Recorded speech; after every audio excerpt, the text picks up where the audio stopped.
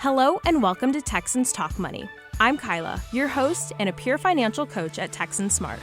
Every episode, we will be joined by another peer financial coach from my office, where we will be navigating all the roads on how to handle your money as a college student. So sit back and get your wallets ready to be Texan Smart. Hello, everybody, and welcome back to Texans Talk Money. I'm Addison, your host, and today I am joined by a nationally recognized financial speaker. He's known for presenting in front of the NFL and NCAA.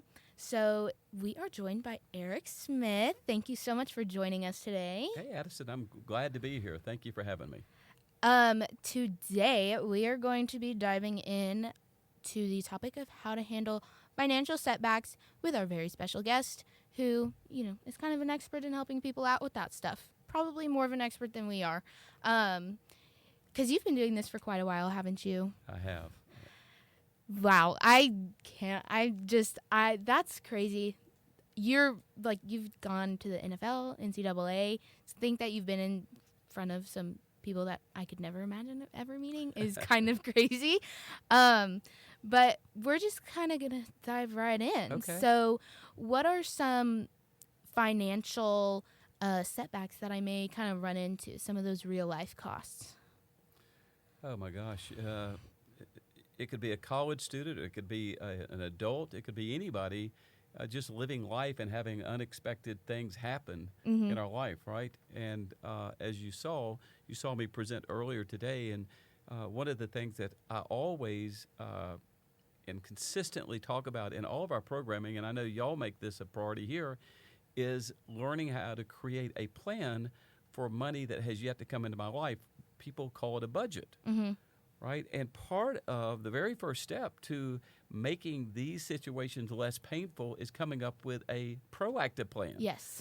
The reality is that anybody listening to this podcast has some form of a plan already, whether it's in place, in writing, or just in their head. And for most of us, it is basically an informal, reactive plan that we just react. We spend money as it comes into our life, and we react to these unexpected expenses, and then we go into panic mode, and we try to scramble, figure out a way to come up with, hey, I just had my car tear up, or my computer crashed. I've got to have a new computer, or a variety of different things that could pop into anybody's life. And, a lot of financial wellness just centers around having some basic, foundational plans in place for how you're going to spend your money.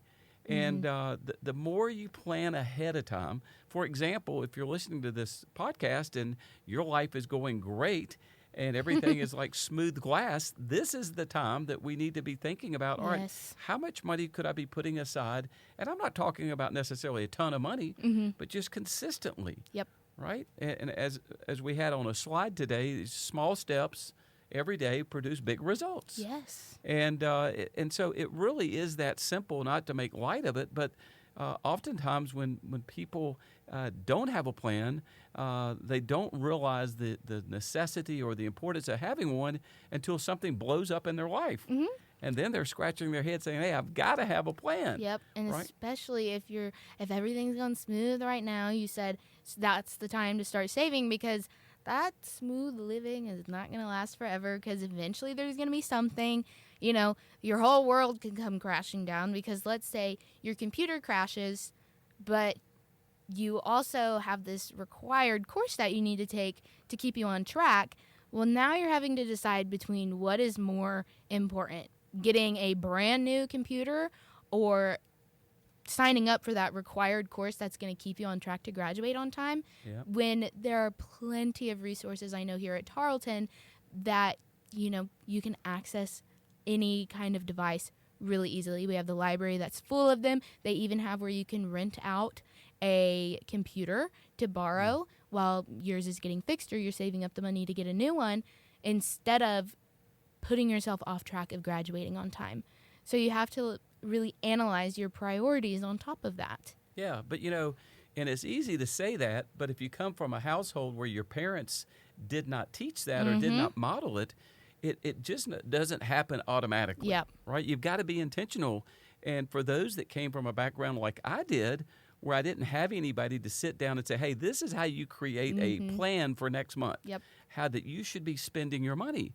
And for many of us, we just learn it the hard way. Yeah. And that's a painful way to, Very. you know, if the reality is if you don't have a plan, at some point something will pop up. It's guaranteed. That's life. Yep. Right? And at that point, then you realize how important it is to have one. Yep. But if we could get people to start thinking about planning ahead of time, then it makes those difficult situations more manageable, more bearable, right? And so that's the beauty of financial literacy. Yes. And a lot of times people are intimidated or they're confused or they think, hey, this is boring. But really all it is just coming up with some practical life skills related to your finances. And because everybody has this, you know, their own unique situation, and maybe you have differing amounts of money. But we have a lot of things in common. We have a need to be able to plan to make our life better when those situations pop up, right? And so, and I think that, you know, y'all should be applauded for having your student-ran Texan Smart group. You provide a lot of resources locally for the college students here. But you know, I'm a big believer in doing whatever we got to do to help people figure this out. Yes. And there are resources available. You know, the reality is for many of us, no matter how much you plan, sometimes bad things are going to happen to good people. Yes, right? Always. And so it can be a painful learning process. But what I have found is that there's no guarantee that you can insulate yourself from any and everything that could pop up. But what I have found, the more that I have planned ahead of time, trying to anticipate something like this, the better that I seem to get through that and get back on my feet, right? Yes. But part of the issue is, you know, a lot of people just struggle with spending. You talked about priorities. And we, man, all this technology at our disposal, your Apple Pay on your phone, you know, the debit cards. Yes. People are talking. I heard somebody today talk about going to a cashless society, right? And the reality is when we don't exchange cash and all we're doing is swiping, we're actually programming people to be really irresponsible sometimes with their spending because there's no psychological loss associated with that swipe. With a card because you still have it after you swiped it. Right. And so for a lot of people, though, Addison, you know, say, hey, get your money, and I have done this myself, you know, just get some cash. Yes. I know it can be inconvenient, go to the bank or credit union, but get cash once a month. Yes. And then use that cash envelope to pay for things that you pay for regularly. Everybody's life is different. Yep. Right? And whatever it is that we can use that's applicable to you, I'm a big believer that that we ought to try it. Yes. I know when I got my first job at 16, it was not direct deposit. So every time I went to the bank, I had not opened up or I had not gotten a debit card yet. And so all of my money would come back to me as cash. I would go cash out my checks, and I also made tips. So all of the money I was spending was cash, and I was much more financially responsible when I had the cash instead of my debit card now, which is a lot easier because I put it into the back of my phone with my Texan card, and maybe my friends are like, hey, you want to go run to TJ Maxx with me real quick? I just need to grab, like, a white shirt. And I'm like, sure. And then we go walking around, and I'm like, oh, I've been looking for something like this. And then I go swipe my debit card, and I'm out $20. Like, and you don't realize that because you're swiping it, and you're not checking it or seeing, oh, I only have $15 in cash left. You're just like, I think I have, like, 120 when the reality is you only have, like, $70 in your bank account. So now you're down to 50. Absolutely. And, you know, I'm a big believer in doing whatever we can to make saving money as easy as we can. But on the flip side, doing whatever we can to make spending as difficult as we can. Yes, absolutely. Meaning that in order to save money, I'm a big believer in doing automatic drafts every month so that you don't have to think about it. But when it comes to spending, I want to make certain that I am thinking about spending my money. Yes. Right? And so I do a spending plan every week of my life. Right, because I am not inherently a great spender. Yeah. Right, you might find that hard to believe because I go around teaching all these people about money, but the reality is I have some of the same struggles because of the way I grew up. Yes. Right, and so and you're only human. Yeah, and I have to put checks in place. Yes. So that I don't, deviate from my plan. Yes, of course. Right. And so that's kind of one of those talking about your needs and what you can and can't spend money on, what is necessary for you to be spending all of that money on. So let's say I do spend too much money and now I'm stuck in a hole because my computer has completely crashed and I am just done. I'm like stuck. I can't get out. So how do I kind of, get some help? How can I access some of that help? Yeah, well, I think that first and foremost, you probably have resources here on campus, right? Yes, I know that, if it is a situation with tech, you can go to the library and you can rent out a computer. You can use the hundreds of free computers in the library if it is like a 1 or 2 day fix for your computer, or, you left it somewhere. So now you got to go find out where you left it. And when it comes to things like food, I know Tarleton, we have the Purple Pantry, which is a free food pantry, and it's discreet, and you just swipe in. You're already paying for it, so why not use it to your advantage? And you can also get a free meal swipe. If you do go swipe in, you get a free meal swipe on your card, and then you can go swipe into D-Hall. Cool. And also, local churches here in Stephenville do free meals. I think most of them do just lunch, but there are a couple that do dinners. And also, just talk to the people that are in charge. And when I say in charge, I mean landlords, professors, whoever it may be that's actually going to be helpful to talk to, whatever your financial setback may be. If it has to do with rent, talk to a landlord. Most apartment complexes are going to understand. If you're a college kid, maybe they'll let you pay half now, half later. It just kind of depends on where you live. And talk to professors if it's a tech problem. Yeah. Most of them are going to give you some leniency because they understand, especially with everything being so online and digital now, kind of like with the debit cards, everything being online and digital, they're going to understand. I can't turn it in because I don't have a working computer that I can access all of my stuff that I had for it. And they'll be like, okay, that's fine. Just, get it in within this amount of time or before this due date or whatever it may be.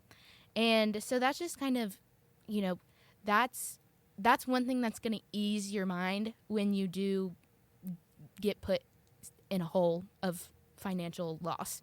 You're going to have a little bit of, that relieving feeling, that weight off your shoulders when you realize that there is something that you can use in place and that your university does understand that life happens, things happen, and bad things happen to good people, and they're going to be there to help you out because they understand you're just now figuring out this whole adulting thing. Oh, yeah, and it doesn't necessarily come easy. Yeah. But, one of the things you mentioned, I'm glad you said it, was a rental situation. And one of the things that I highly recommend to all college students living off campus is buying and purchasing renter's insurance. Right? Because let's just say, for example, that computer didn't crash, but somebody unfortunately had stolen it from you. Yeah. Well, if you had renter's insurance, that computer would actually be covered and you would not be responsible for replacing it. Your renter's insurance actually would. That's really awesome, actually. I did not know that. So I'm a big believer in anybody that's renting either an apartment or house, you should have renter's insurance. It's some of the most affordable insurance. You can get it from the same people that provide car insurance. Another big company, believe it or not, I think it's called Lemonade. And, yes, I've heard of that one. Yeah, Lemonade's a big provider of renter's insurance for college students. Yes. And it's not very expensive at all, and it's a great way to ensure those valuable technology pieces, whether it be a gaming system or your computer. But I highly recommend that people consider purchasing that. And again, it just gets back to planning, right? Yeah. I mean, I hope that doesn't happen. Yeah. Prepare for the worst and hope for the best. Yes, of course. And then kind of going along with getting that help, whatever it may be, you can, generate some quick cash, the things that sound like, oh, that's such a high school thing. That's such a, a kid not in college doing the quick gigs or whatever you want to call them, which is things like babysitting, dog sitting, dog walking, tutoring, selling old books, and selling clothes that you realize I'd never wear those after coming to college. Those are things that you can think about selling, or doing those freelance gigs like tutoring, babysitting, dog sitting, whatever it may be. Those, whatever fits into your schedule, especially because then that's on your time and you're not having to find a job that's going to work with you and your schedule. And it's really easy to just pick those up really fast because you can adjust how much you may need to be paid within reason. Don't be crazy because then nobody's going to hire you for your help. But here's just a little tip. I'm sure you've told people this before, but you don't need a big income to handle your emergencies. You just need somewhere to start. You just need to have that proactive plan in place to respond to a situation. Yeah, the first step, right? But if we don't take that first step, then we're not going to go anywhere as far as putting ourselves in a better position. But that's it. It starts with one step, and maybe that step is just something as small as saying, hey, I'm going to start putting back $20 a month. Yeah. Right? Or $10. I don't know if y'all have Instacart here, but I do know that when my daughter was in college, she used to Instacart a lot. Oh. And, one of the benefits of having a gig economy, right? Yeah. Being able to do things like that. And I think for most people, now, if you don't have an automobile, all right, it does limit those opportunities. Yes. But for those that do have a car, I think there's a lot of opportunity out there if you're actually willing to do it. Yes. But, for many students, it's the first time that, hey, I'm away from home. It's the first time I'm managing my own money. Yes. Right? And I'm trying to figure out this time management thing. Right? And I'm not going to tell you that I did such a great job when I moved away as a freshman because I did struggle a little bit. I was a little bit probably immature at that time. But to be honest, I had never really handled my own money. I always had my parents telling me what to do with my money. Yeah, your parents are always in your ear like, don't spend money on that. That can wait. Right. Or, no, you need to save it for this. I know that I've kind of been caught in that hole right now. My parents are like, no. Like, I'm not sending you money to help you with that because you got yourself in this situation. Yeah. So now you can, be upset about it and then be better about it the next time that you get paid or whatever it may be. Like, just be better with your money. Yeah. Well, there's value sometimes in getting burned and feeling that pain a little bit. Or your it's parents not are like, pleasant. no. But, No. Or whoever it may be that's helping you out. They're just like, no. Like, my mom was like, I'll send you money for gas, and that's about it. Yeah. Like, she was like, well, that you're way lucky you can that come she home. sent you that, right? I know. I was, like, praying. I was like, I don't know if you'll say yes or no, but I won't get paid till I'm back home. And she was like, okay, I guess I'll send you some for a tank of gas. I was like, thank you so much. Thank you. And so we kind of touched on that prevention. So let's really get into that one. So what are some of the things that I can really do to prevent me from getting into a setback or, being stuck in my financial hole? Yeah, well, I mean, first and foremost, it does start with a plan, not to keep talking and reiterating this point, but, I would challenge anybody, hey, just take a self-assessment and just be honest. Are you a good spender or are you a impulsive spender? Right? I tend to be an impulsive spender. Yep, me too. I don't sometimes plan the best as far as buying things ahead of time. Yes. And then I run out of time and I've got to go just grab them, and I tend to go to CVS or Walgreens and I end up paying more than what I could get it for at Target or Walmart. And so I try to be a little bit better as far as my planning. But I do think it starts with, hey, I've got to start thinking about things before they happen. Yep. And so you got to take an honest self-assessment. Are you spending too much money? Only you can decide that. Or are you being responsible with the money that's coming in and out of your life? Do you have a plan for it? Do you have buckets for it? Yep. Right? You'll probably share that. You should have different buckets for your expenditures.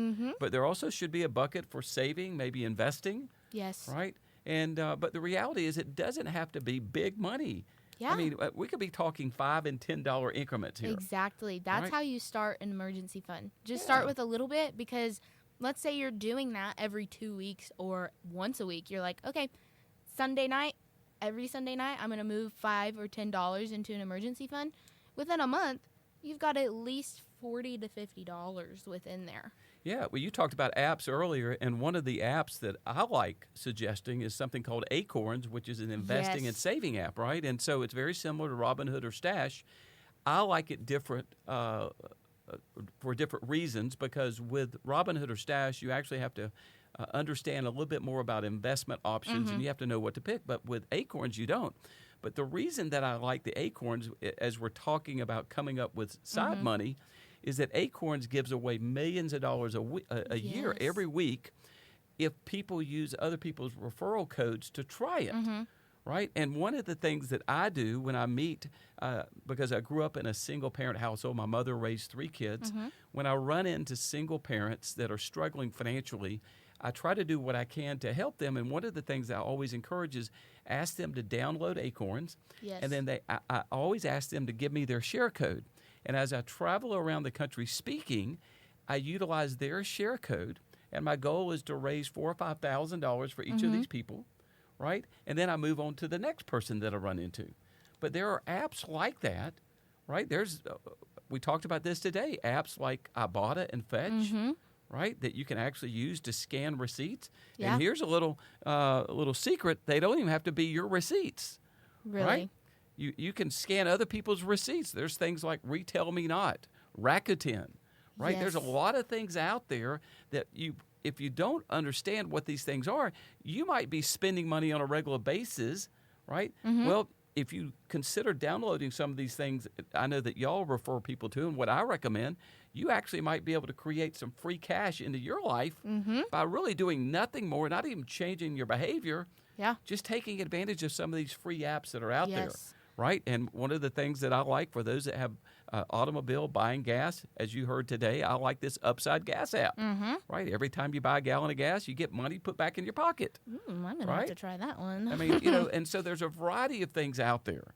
And so you just got to be open to new ideas, right? And so whatever it is, we just have to be creative. But sometimes, when you're under the gun and you have an emergency, that is not the best time, what I have found, to try to come up with a creative solution. Right? Because normally when those things happen to me, I'm in panic mode. I'm just trying to fix it as much as I can, put a Band-Aid and move on. Well, if I already had a plan in place, right, I wouldn't have to be scrambling as much. Right? And 100%. So you got to be creative, open-minded, but just be honest.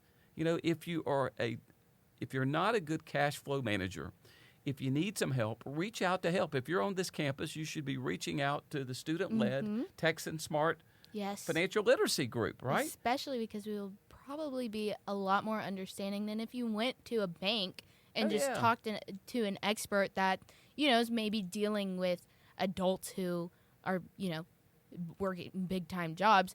We are college students. We are probably we may even be dealing with the exact same thing you are, but we're helping you out while also trying to fix our financial situations as well. That's a great resource that the students here at Tarleton State have. And so I would encourage, if you have an issue, if you have a need, you want to know how to get started, your group is a great resource for helping students.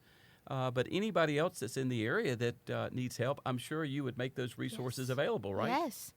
And that's just kind of one of those, those things that can all prevent. Everything that we just talked about is, prevention practices.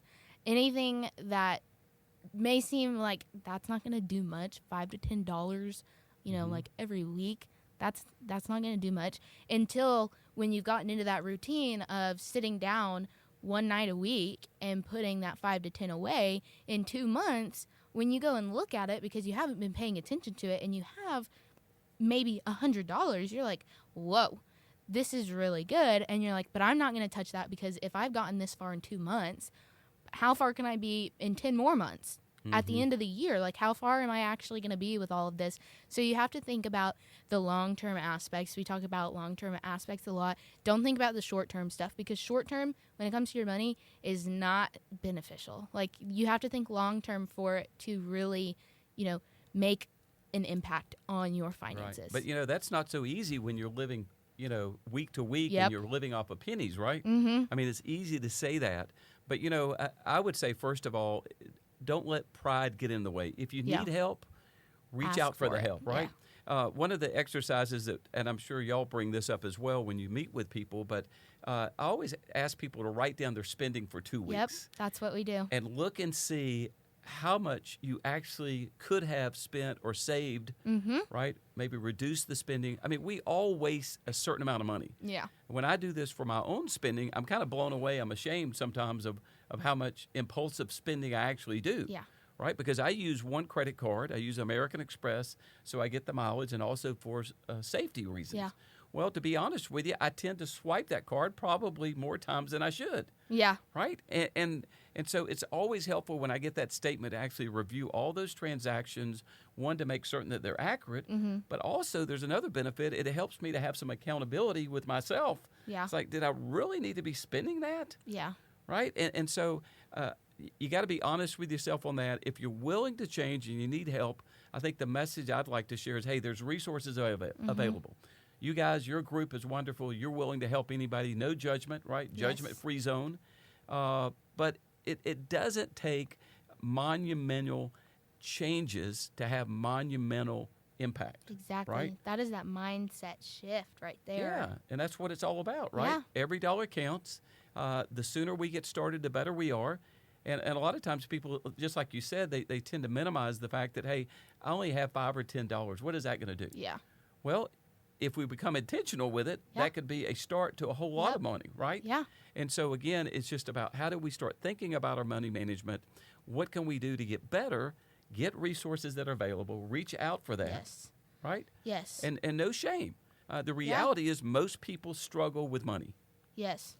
That's the reality of, bouncing back without shame. Yeah. If you let go of your pride and you just ask for that help, you're going to feel a lot better when you start to bounce back, because you're going to realize that there is something that, helped you along the way, that you weren't just scrounging for pennies and you weren't, stressing every time you had to spend, even if it was $5. You're not stressing over those $5 because your mindset is now at the point of even small amounts of money can mean a lot in the future. Well, you said something earlier. You referenced the banks, I think the banks and credit unions. And, one thing that I would caution people against, the internet is a wonderful thing. But with the advent of internet came a lot of platform lending, online lending. And so you've got to be very careful that if that is your backup plan when you have an emergency, right? And some of these platforms are willing to lend you money in an emergency, but the rates they're charging are upwards of 40, 50%. Yeah. So you got to be careful that if that is your backup plan, right, that you don't fall into this predatory lending area that we see a lot, right? And so oftentimes if you're needing some funding, the banks and credit unions oftentimes are the safest and least costly way to obtain that. Yes. And that's also kind of like a learn and adjust. This big expense happened. I got stuck in a hole. Now what can I do to fix it and not let it happen again? Or at least not let it happen to this magnitude again. At least I can be better prepared for it if it does happen again. That's just kind of asking yourself those questions of what worked, what didn't, what would have helped if I had it in place earlier, like having even a small emergency fund ready. And then one setback doesn't define your financial future. It's a bump in the road, not a dead end. Yeah. Like, there's always a light at the end of the tunnel. That tunnel doesn't just stop. There's always a light there. That's and a we good talk message. about those things. We've done an episode on mental health. So it's just kind of all of those things wrapped into one. Like, you don't realize how much every aspect of your life ties together until you have, hit a brick wall and you're trying to find the door on that brick wall. You know what I mean? Yeah, absolutely. And so let's just we're just going to I guess, tie a pretty little bow on this. Some 3-point financial resilience points I like in a plan are: respond wisely when it hits. Don't just swipe that credit card if you've already, you're almost maxing it out, or you should not be doing anything. And recover with intention. Don't panic. Take a deep breath. Just stay calm and look for the resources that are going to help you out the most. And then prevent through small, steady habits, like those $5 to $10 into an emergency fund, whether it be once a week, every 2 weeks, whenever you get paid, whatever it may be.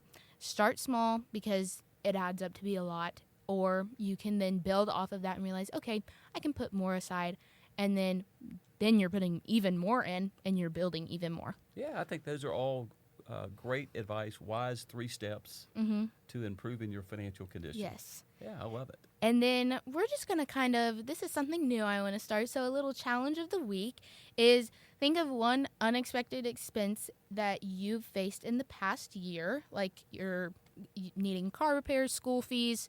What could you put in place today to make it easier to handle if it happened again? So just kind of think about that and make a plan for yourself. And thank you so much for joining us, Eric Smith. This is probably one of my favorite episodes. I think you had a lot of really good information. I even learned a little bit from what you've been telling us throughout the day. So it was so nice having you on. Thank you for having me. I enjoyed it. Of course. And I hope everybody has a lovely Easter weekend. And remember, be well, be ready, and be Texan Smart.